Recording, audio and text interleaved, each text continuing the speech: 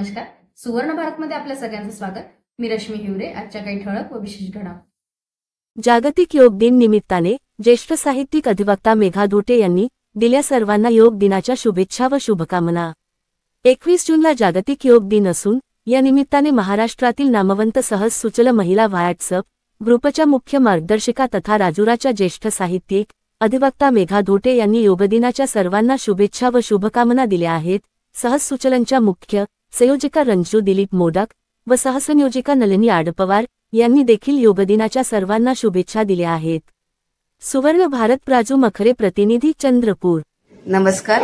मेघा धोटे, राजुरा, जिल्हा चंद्रपूर, सहज सुचल्याचे मुख्य मार्गदर्शिका.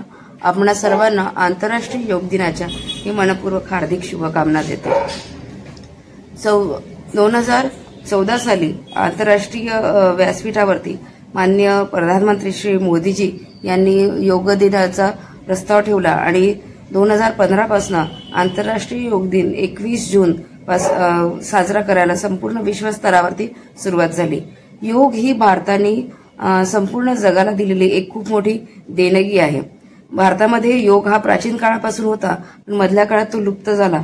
पण योगाचे जे फायदे आहे, जे मानवाच्या शरीरासाठी, मनासाठी आणि उदात्तीकरणासाठी आवश्यक आहे, ते पतंजली योगपीठाने ओळखले.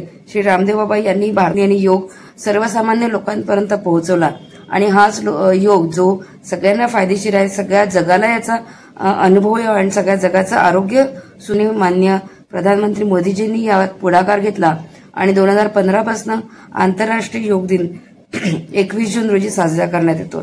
उद्या मध्ये सगळ्या शासकीय ऑफिसेसमध्ये, त्याच्यानंतर सगळ्या शाळांमध्ये, महाविद्यालयांमध्ये आणि विविध संस्थांमध्ये निरोगी राहावे हा एक मुख्य उद्देश आहे. आणि सगळे लोक तर योग करतातच. योगाने शरीर निरोगी होतं, मन निरोगी राहतं आणि मन प्रसन्न राहतं.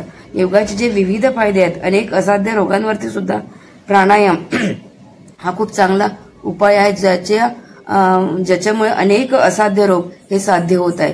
त्याच्यामुळे असा हा योग सर्वांनी करावा आणि आपले आरोग्य निरोगी राखावे यासाठी पतंजली योग समिती आणि विविध संस्था प्रत्येक वर्षी प्रयत्न करत असतात.